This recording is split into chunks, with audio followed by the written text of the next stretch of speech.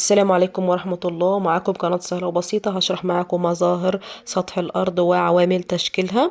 بتنقسم إلى أشكال سطح الأرض اللي هي تضاريس وعوامل تشكيل سطح الأرض. أولا أشكال سطح الأرض اللي هي تضاريس.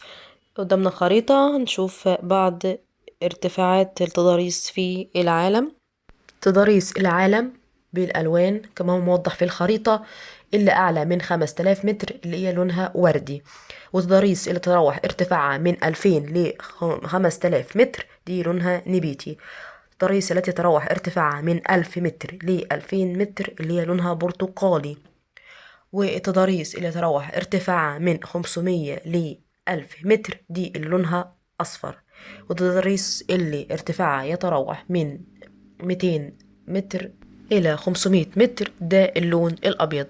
وتضاريس اللي ارتفاعها من 0 ل 200 متر اللي هي لونها أخضر. هناخدهم بالتفصيل جوه الدرس إن شاء الله.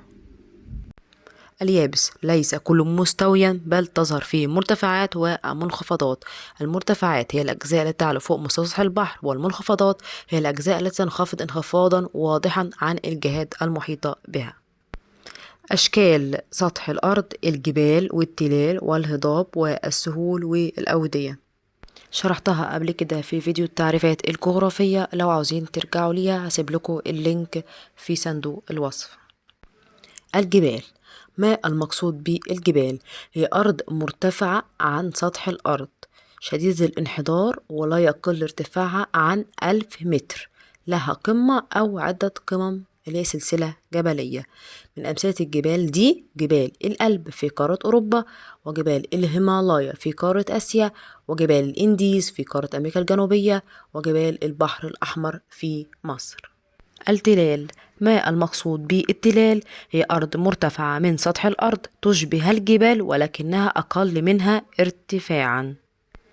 الهضاب. ما المقصود بالهضاب؟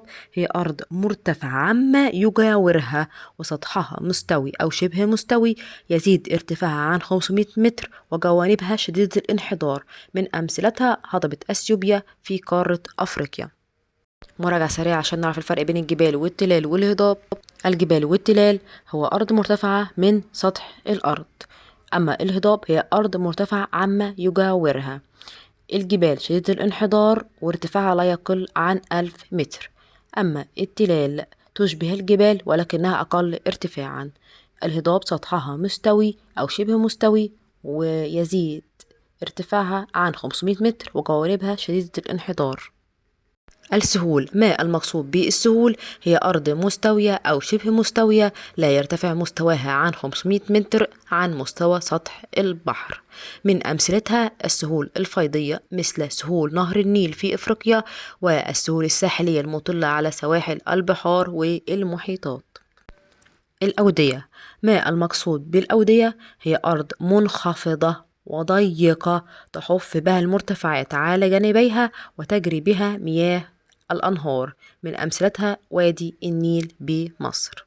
مراجعة سريعة عشان نعرف الفرق بين السهول والأودية. السهول هي أرض مستوية أو شبه مستوية لا يرتفع مستواها عن 500 متر من مستوى سطح البحر، أما الأودية هي أرض منخفضة وضيقة وتحف بها المرتفعات على جانبيها وتجري بها مياه الأنهار. مما تفسر أهمية التضاريس، لأنها تؤثر في تنوع المناخ والنبات والحيوان، وكمان بتأثر في النشاط البشري، فالسهول تعتبر أكثر ملائمة للنشاط البشري على عكس الجبال. فبترتفع الكثافة السكانية في مناطق السهول، وخاصة إذا كانت غنية بالموارد الاقتصادية. عوامل تشكيل سطح الأرض تنقسم إلى عوامل باطنية وعوامل خارجية. العوامل الباطنية اللي هي بيكون مصدرها باطن الأرض تنقسم إلى 2: حركات سريعة وحركات بطيئة. الحركات السريعة تنقسم إلى زلازل وبراكين، والحركات البطيئة إلى انكسارات والتواءات. هنبدأ بالحركات السريعة اللي هي الزلازل والبراكين. الزلازل. ما المقصود بالزلازل؟ هي هزات متتالية سريعة تحدث في أجزاء معينة من القشرة الأرضية، قد تكون قوية مدمرة أو ضعيفة أو غير محسوسة. تؤثر الزلازل في تشكيل سطح الأرض. دلل. فهي تعمل على تشقق القشرة الأرضية، فيحدث إيه؟ إن حاجتين: أول حاجة انخفاض في بعض الأجزاء من سطح الأرض فتغمرها مياه البحار. 2، ترتفع بعض الأجزاء التي كانت تغطيها مياه البحر فتنحصر عنها المياه. البركان: ما المقصود بالبركان؟ هي فتحات في القشرة الأرضية تصل باطن الأرض شديد الحرارة بسطحها البارد، تندفع منها اللي هي الفتحات وقت الثوران مواد منصهرة وأبخرة وغازات ورماد. تؤثر البراكين في تشكيل سطح الأرض. دلل: فتبرد وتتجمد المواد المنصهرة الخارجة من فوهة البراكين فتكون الجبال المخروطية مثل جبال كينيا، والتلال البركانية مثل تلال أبو زعبل بمصر، والهضاب البركانية مثل هضبتي اليمن وأثيوبيا، والجزر البركانية مثل جزر هاواي. ما المقصود بالجزيرة؟ هي مساحة صغيرة من اليابس تحيط بها الماء من جميع الجهات. مراجعة سريعة على الحركات السريعة اللي بتأثر في تشكيل الأرض اللي هي الزلازل والبراكين. الزلازل هي هزات متتالية سريعة تحدث في أجزاء معينة من القشرة الأرضية، قد تكون قوية مدمرة أو ضعيفة أو غير محسوسة. بتأثر في تشكيل سطح الأرض ازاي او دلل؟ فهي بتعمل على تشقق القشرة الأرضية، فيحدث انخفاض في بعض الأجزاء فتغمرها مياه البحار، ويحدث ارتفاع في بعض الأجزاء التي كانت تغطيها مياه البحار فتنحصر عنها المياه. تاني حاجة البراكين هي فتحات في القشرة الأرضية بتصل باطن الأرض شديد الحرارة بسطحها البارد، فتندفع منها وقت الثوران مواد منصهرة وأبخرة ورماد. بتأثر البراكين في تشكيل سطح الأرض عن طريق إن المواد المنصهرة الخارجة من الفوهة البركانية بتبرد وتتجمد وبتتكون جبال مخروطية مثل جبل كينيا، وتلال بركانية مثل تلال أبو زعبل بمصر، والهضاب البركانية مثل هضبتي اليمن وأثيوبيا، والجزر البركانية مثل جزيرة هاواي. تاني عامل من العوامل الباطنية اللي أثرت في تشكيل سطح الأرض اللي هي الحركات البطيئة، هي الالتواءات والانكسارات التي شكلت سطح الأرض. ما النتائج المترتبة على الحركات البطيئة؟ ترتب على ذلك تكوين القارات بشكلها الحالي والسلاسل الجبلية العملاقة. العوامل الخارجية أو سطحية اللي بيكون مصدرها فوق سطح الأرض ينقسموا إلى 3 عوامل. العامل الأول التعرية المائية، العامل الثاني التعرية الهوائية، العامل الثالث التعرية الجليدية. التعرية المائية بفعل الأنهار، بتأثر مياه الأنهار الجارية في تشكيل سطح الأرض عن طريق إيه؟ بتعمل أول حاجة نحت للصخور، وتاني حاجة بتنقل المفتتات، تالت حاجة إرصابها في مناطق أخرى. ما النتائج المترتبة على التعرية بفعل الأنهار؟ يترتب عليها ظهور أشكال تضاريسية مثل السهول الفيضية ودلتوات الأنهار.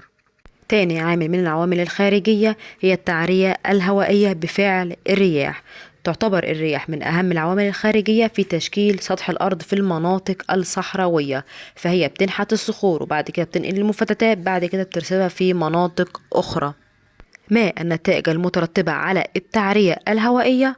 يتكون ظواهر تضاريسية مثل الكثبان الرملية والمنخفضات. تالت عامل من العوامل الخارجية هي التعرية الجليدية اللي هي بفعل الجليد. بيؤثر الجليد في تشكيل سطح الأرض من خلال تراكم الثلوج عاما بعد عام، فبتكون غطاءات عظيمة من الجليد.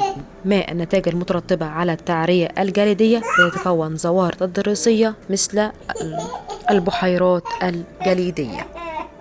من العوامل الخارجية الأخرى اللي بتشكل سطح الأرض التجوية والتعرية البحرية والتعرية بواسطة مياه الجوفية. مراجعة سريعة لأهم نقاط الدرس. ما المقصود بالمرتفعات؟ هي الأجزاء التي تعلو فوق مستوى سطح البحر. ما المقصود بالمنخفضات؟ هي الأجزاء التي تنخفض انخفاضا واضحا عن الجهات المحيطة بها. ما المقصود بالجبل؟ هو أرض مرتفعة عن سطح الأرض شديد الانحدار لا يقل ارتفاعها عن 1000 متر ولها قمة أو عدة قمم اللي هي سلسلة جبلية. ما المقصود بالتل؟ هو أرض مرتفعة عن سطح الأرض تشبه الجبل ولكنها أقل منه ارتفاعا. ما المقصود بالهضبة؟ هي أرض مرتفعة عما يجاورها سطحها مستوى أو شبه مستوي يزيد ارتفاعها عن 500 متر، جوانبها شديدة الانحدار. ما المقصود بالسهل؟ هو أرض مستوية أو شبه مستوية لا يرتفع مستواها عن 500 متر فوق مستوى سطح البحر. ما المقصود بالوادي؟ أرض منخفضة وضيقة تحف بها المرتفعات على جانبيها وتجري بها مياه النهر. ما المقصود بالجزيرة؟ هي مساحة صغيرة من اليابس تحيط بها المياه من جميع الجهات. ما المقصود بالزلازل؟ هزات متتالية سريعة تحدث في أجزاء معينة من القشرة الأرضية، قد تكون قوية مدمرة أو ضعيفة أو غير محسوسة. ما المقصود بالبركان؟ فتحة في القشرة الأرضية تصل باطن الأرض الشديد الحرارة بسطحها البارد، تندفع منها وقت الصوران مواد منصهرة وأبخرة وغازات ورماد. أشكال سطح الأرض اللي هي التضاريس تنقسم إلى جبال، تلال، هضاب، سهول وأودية. الجبال مثل جبال الألب بقارة أوروبا، وجبال الهيمالايا بقارة آسيا، وجبال الإنديز بقارة أمريكا الجنوبية، وجبال البحر الأحمر بمصر. 2 التلال. 3 الهضاب مثل هضبة اثيوبيا بقارة أفريقيا. 4 السهول. في سهول فيضية وفي سهول ساحلية. السهول الفيضية مثل سهول نهر النيل في أفريقيا، والسهول الساحلية اللي هي المطلة على سواحل البحار والمحيطات. 5 الأودية مثل وادي النيل بمصر. عوامل تشكيل سطح الأرض: عوامل باطنية وعوامل خارجية. العوامل الباطنية تنقسم إلى حركات سريعة وحركات بطيئة. الحركات السريعة مثل الزلازل التي تعمل على تشقق القشرة الأرضية، والبراكين التي تنتج عنها الجبال المخروطية والتلال والهضاب والجزر البركانية. الحركات البطيئة مثل الالتواءات والانكسارات وينتج عنها القارات والسلاسل الجبلية العملاقة. العوامل الخارجية تنقسم إلى التعرية المائية والتعرية الهوائية والتعرية الجليدية. التعرية المائية بفعل الأنهار وكونت السهول الفيضية والدلتوات. التعرية الهوائية بفعل الرياح وكونت الكثبان الرملية والمنخفضات. التعرية الجليدية بفعل الجليد وكونت البحيرات الجليدية.